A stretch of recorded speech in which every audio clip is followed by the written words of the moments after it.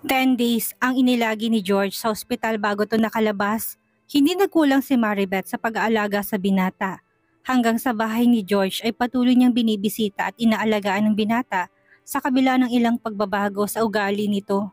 Hindi kasi sanay si George na nasa bahay lamang at walang ginagawa.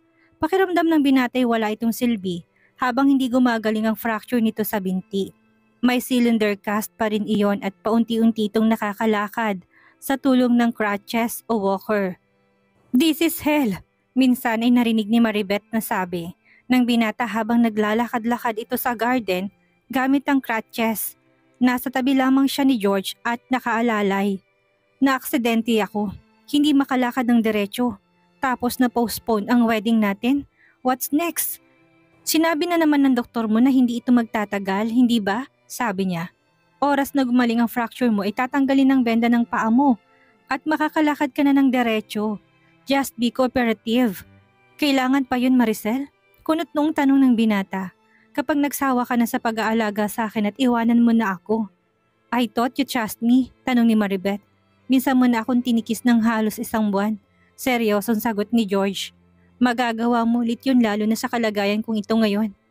"I will not stop taking care of you until you completely recover." Ngumiti si Maribeth. "I promise, at pagkatapos nun ay matutuloy ng kasal natin." Nararamdaman niyang hindi na yun isang pagkukunwari dahil unti-unti nang nahuhulog ang loob niya kay George. Marahil ay dumating na nga ang sandaling kinatatakutan niyang hindi na niya ito kayang iwan. Kinabukasan ay maagang nagtungo si Maribeth sa mansyon ng mga Araneta. Nagboluntaryo siya sa kusinera na siya na munang magluluto ng almusal ni George habang natutulog pa ito. Pakanta-kanta pa siyang nagluluto sa kusina nang bigla niyang masulyapan si Doña Estefania sa pintuan na waring kanina pa nakatayo doon at pinagmamasdan siya. Kayo pala, Mama," pinamumulahan ng mukhang saad ni Maribeth. Baka kasi hindi nito nagustuhan ang pakikialam niya sa kusina. "Nasaan ba si Bernarda?" Walang kangiting-ngiting tanong nito pagkaraan. Nakabihis ang Donya at mukhang patungo na sa opisina. "Bakit ikaw ang gumagawa niyan?" Ako ho ang may gustong ipagluto si George." Nanginginig ang boses na sagot ni Maribeth. "Magugustuhan ba naman ni George ang ipapakain mo sa kanya?" Muling tanong ng Donya na bahagyang tumaas ang sangkilay. Nagustuhan ho niya yung niluto ko noon at sisikapin ko hong magugustuhan din niya ang iluluto ko ngayon." "Marurumihan ka rito sa kitchen." "It doesn't matter, Mama." "Bueno, aalis na ako. Ikaw nang bahala kay George." Iyon lang at iniwan na siya ng Donya. Nararamdaman ni Maribeth na hindi pa rin siya welcome sa pamamahay na yon. Nag-iinat si George habang nakaupo sa kama nang mapasukan ni Maribeth sa kwarto nito. "Good morning," nakangiting sabi niya, dala ang breakfast tray. Nilapag yun ni Maribeth sa harapan ng binata. "Breakfast in bed?" nakangiting tanong ni George. "How thoughtful of you, honey." Hinalikan siya nito sa mga labi. "Pagkatapos mong kumain, maligo ka na't mamamasyal tayo sa garden." Pagkuway sabi niya.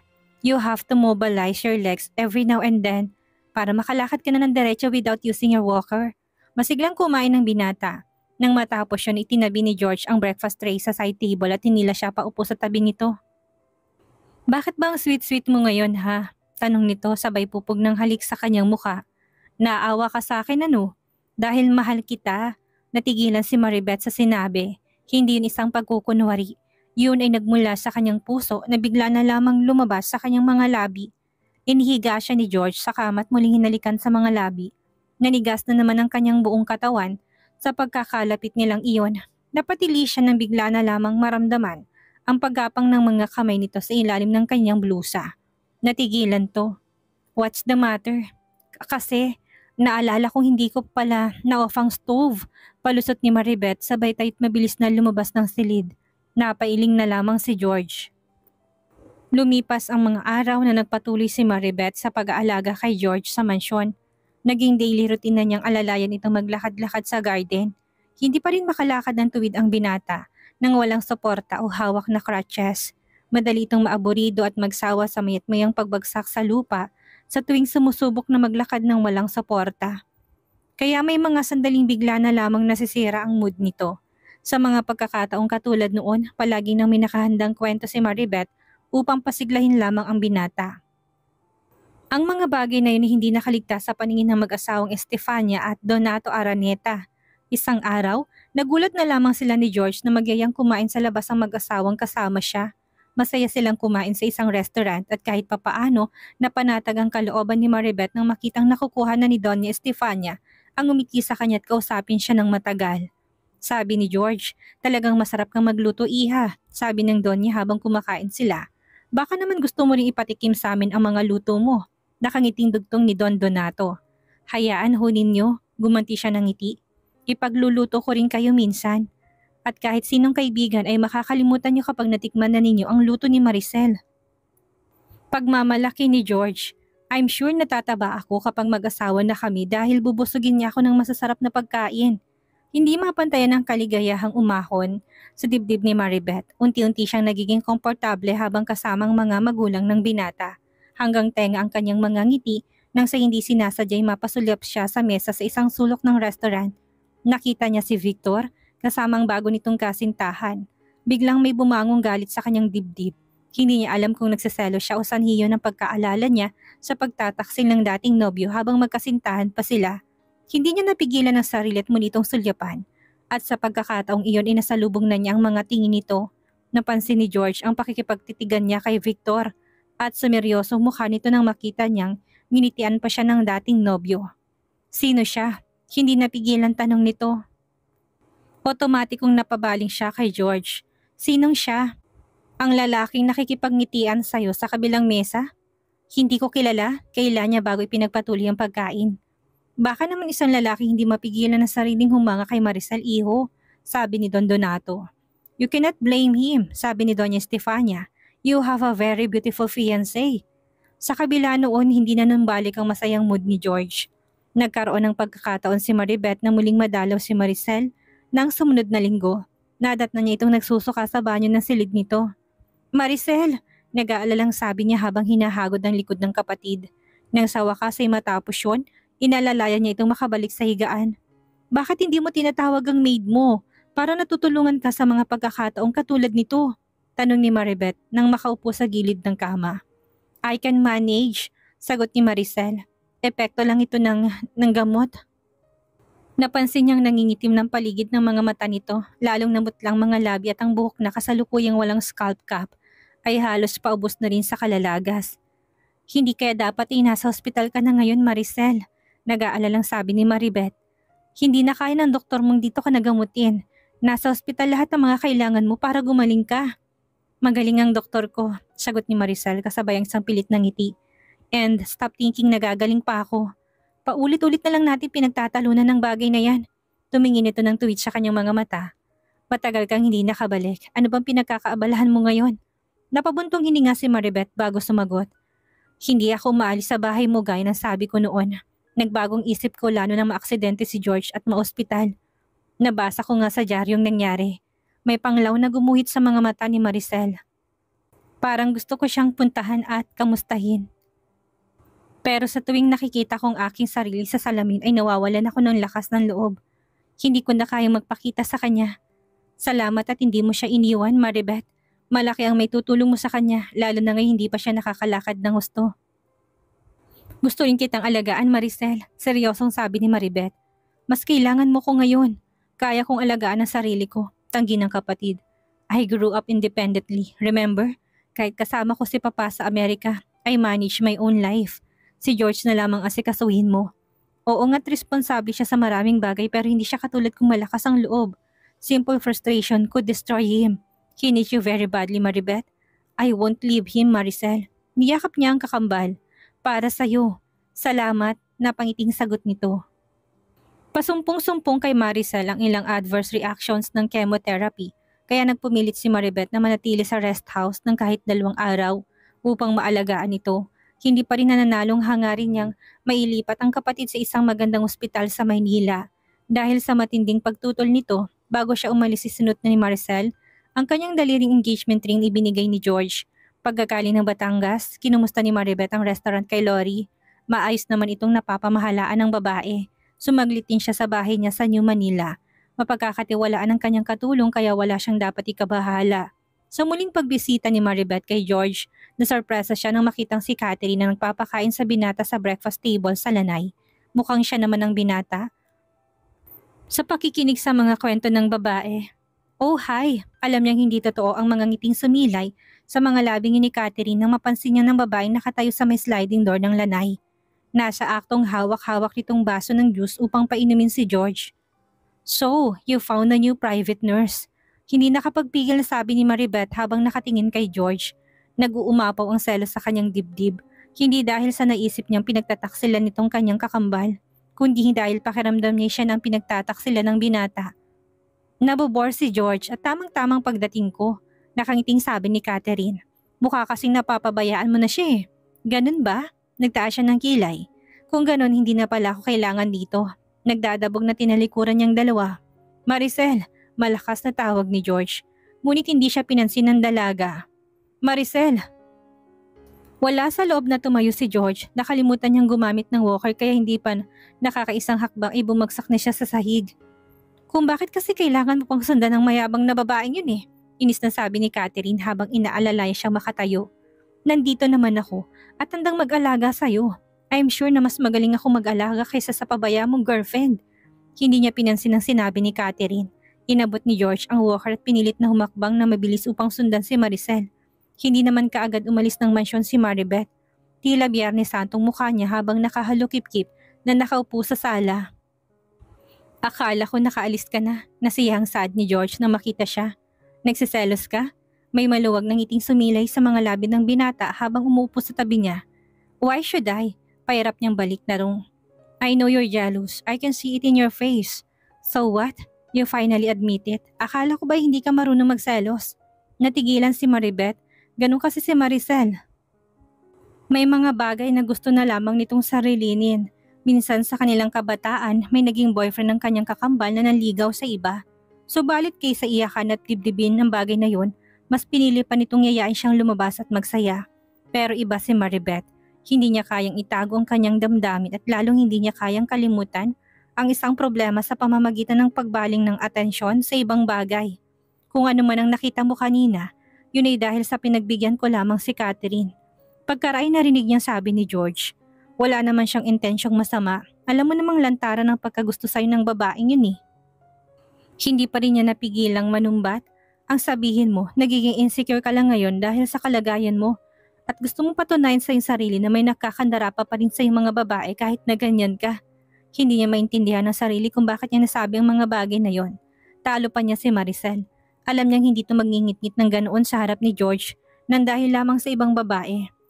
I love you, Maricel. Hindi niya napigilan sa sariling tingnan ito. Ang dami-dami niyang sinabi pagkatapos sa iyo lang ang maririnig niya mula kay George. Nakita niya itong iting-ngiti na waring nasisiyahan sa nalaman itong halos mamatay siya sa selos. I love you, Maricel.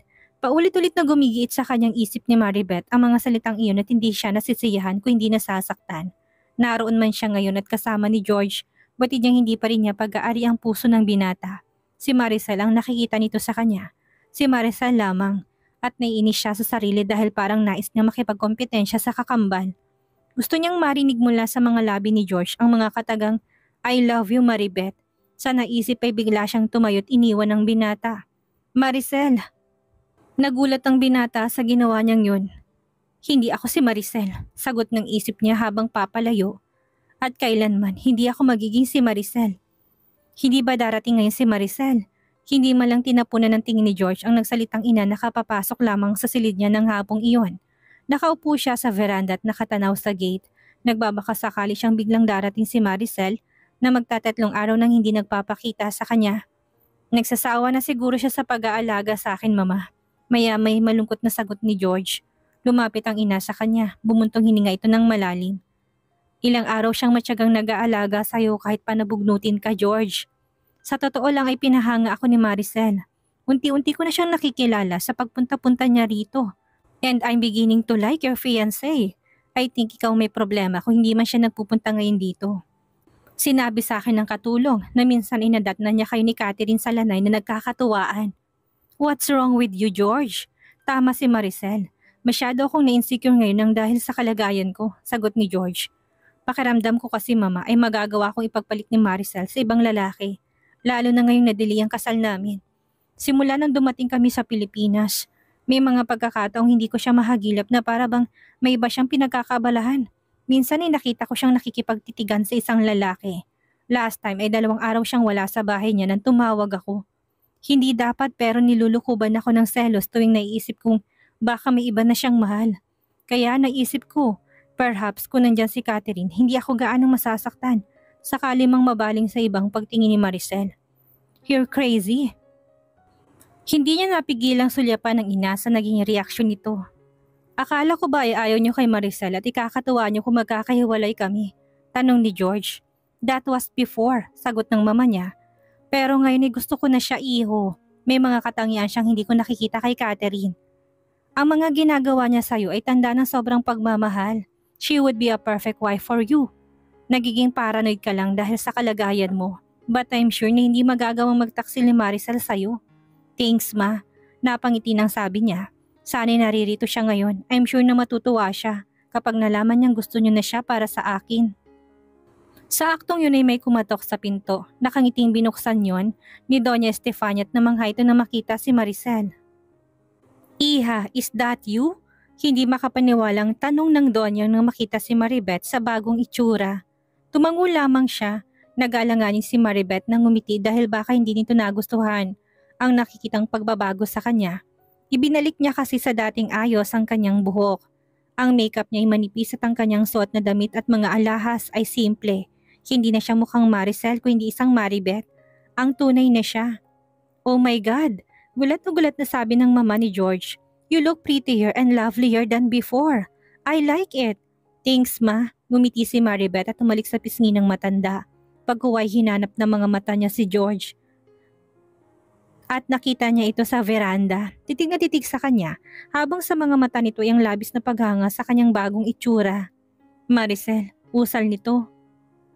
Ngumiti siya habang lumalapit dito. You're beautiful. Hindi napigilang bulalas ni George. You're very beautiful and I can't help but fall in love with you. Over and over again. Simplicity is beauty. Sabad ni Doña Estefania. Pinahanga mo ko ng husto. Napapalatak na sabi ni George. I'm sorry about last time. Please don't leave me again, Maricel. I won't. I promise. Gumanti siya ng yakap sa binata. Masayang lumabas ng kwarto si Doña Estefania. Dahil sa magaling na therapist at sa matyagang pag-alaga ni Maribeth, 2 buwan pa lang ang nakakalipas ay muli nang nakalakad si George ng diretso. Muli itong bumalik sa opisina at sa pagkakataong iyon kasama na nito si Maribeth na nagpa siyang pagbigyan ng binata sa request nitong doon na lamang siya magtrabaho kaysa magtayo pa ng flower shop. Muli nilang pinaghandaan ang kanilang kasal na itinaw na lamang ni George sa kaarawan nito at 2 buwan pa bago dumating ang araw na yon. Araw-araw ay tila nakalutang sa alapaap ang pakiramdam ni Maribeth. Pansamantalang nawala sa isip niya si Maricel na ng mga sandaling yun ay patuloy na nakipaglaban sa sakit. Isang araw nagkaroon siya ng pagkakataon na muling bisitahin ng kanyang restaurant na hindi naman niya napapabayaan kahit napapaano. Hindi niya inaasahang madaratnan sa opisina ni Lori ang kanyang ex-boyfriend. What are you doing here? Pinahalata niyang pagkamuhing hanggang ngayon ay nakatatak sa kanyang dibdib para kay Victor dahil sa kataksilan nito. Gusto kitang makita. Seryosong sagot nito habang nakaupo sa visitor's chair sa harap ng desk ni Lori. Mukhang kanina pa ito inuusisang babae kung saan siya matatagpuan. You get the hell out of here, Victor. Taboy ni Maribeth sabay turo sa pinto. Minabuti ni Lori ang pansamantala silang iwan. Please, Maribeth. Nagsusumamong tinig ni Victor na yakapin siya. Nagsisisi na ako. Nagkamali ako, tumihingi ako ng tawad sa iyo ngayon. What I felt for Olive was simply lust. Believe me, Maribeth. Ngayon ko lang na-realize na ikaw ang mahal ko. Itinulak niya si Victor na halos pumalandra sa dingding.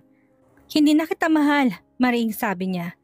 Give me one last chance, Maribeth. Pakiusap pa rin ng dating nobyo. Magbabago na ako. Hindi na ako mambababae. If you want, pakakasalan kita ngayon din. I don't need you anymore, malakas na sabi ni Maribeth. Nagtagi sa mga bagang nito. Bakit? Dahil may iba ka na? Ganun ba? Ang pilay bang nakita kong kasama mo sa restaurant ang bago mong kinahuhumalingan ngayon? Karapatan kong magmahal ng iba, Victor. Sagot niya na namumulang mukha sa galit. At nagpapasalamat ako ng malaki dahil siyang nagturo sa akin upang mabilis ako makawala sa alaala ng isang taksil na katulad mo. Hindi pala kita dapat pinanghinayangan dahil marami pang mas nakakahigit sa'yo. May ilang sandaling natahimik si Victor habang nakatiim ang mga bagang. Hindi ako susuko. Pagkuway muling saad nito. I have to win you back at alam kong mangyayari yun isa sa mga araw na to. Susundan kita kahit saan ka magpunta, Maribeth. Ngayon pang nakakatiyak na kung ikaw ang mahal ko. Mag-aaksaya ka lang ng panahon, Victor. Paniniyak ni Maribeth. Kahit ano pang gawin mo, hindi na kita matatanggap. Patatawarin kita sa ginawa mo pero hindi na ako babalik sa'yo. Babalikan pa rin kita kahit na anong mangyari, mariing sabi nito. Sa akin ka lamang, Maribeth. Alam kong galit ka lang ngayon kaya nasasabi mo mga bagay na yan. Pero darating ang panahong iiral pa rin ang pagmamahal mo sa akin. Alam kong mahal mo pa rin ako. Magpapakabaliw ka sa ilusyon mo. Nanggigigil sa inis na sabi niya. Babalik ka rin sa akin. Pagtatapos ni Victor, bago lumabas ng pinto, may ilang sandali siyang hindi nakatinag sa kanyang kinatatayuan. Dati halos magpakabaliw siya kay Victor. Ngayon, wala man lang siyang naramdamang kirot nang muli itong makita. Marahil ay borado na ng pagmamahal na dati niyang inuukol sa dating nobyo. At malaki ang naitulong ni George upang mabilis siyang makalimot. Naudlot lamang ang pag-iisip niyang iyon nang pumasok si Lori. Hay naku, makulit talagang lalaking yun, sabi nito. Noong isang araw pa yun pabalik-balik dito at hinahanap ka. Nagpunta raw siya sa bahay mo pero ang sabi ng katulong ay bibihira ka ng umuwi doon kaya ngayon ay ako naman ang kinukulit dito. Magpakasawa siya sa pangungulit, saad ni Maribeth. Wala na siyang maasahan sa akin. Panatag naman siyang hindi siya nito matutunton sa kanyang bagong tirahan dahil walang ibang nakakaalam noon. Kahit kay Lori, hindi niya sinabi ang tungkol sa malaking pagbabago sa buhay niya ngayon. Hindi na magtataka si Maribeth sa sarili kung isang araw ay bigla na lamang siyang magdesisyon ipasarang restaurant o tuloy na lang yung ipagkatiwala kay Lori at ipagbili na rin ang kanyang bahay sa New Manila upang ipagpatuloy ang pagkukunwari sa bagong buhay niya sa piling ni George. Ngayon pang mahal na niyang binata, handa niyang kalimutan ng lahat alang-alang sa kanyang bagong pag-ibig at handa niyang ipaglaban si George sa kahit na sinong babae. Isa yun sa mga dahilan kung bakit pinili ni Maribeth na ibalik sa dating ayos ang kanyang sarili. Gusto niyang ibigin siya ni George bilang siya at hindi dahil sa nagtatago siya sa pagkatao ni Maricel. Gusto niyang mahalin ng binatang kanyang mga ginagawa ngayon at hindi ang mga ginagawa noon ng kanyang kapatid. Marahil ay nagtagumpay siya sa mga bagay na yon. Ngunit kahit papaano nakadama siya ng guilt. Nahabag siya kay Maricel na nag-iisa at nagpaparaya. Gayong ito ang tunay na nagmamay-ari kay George.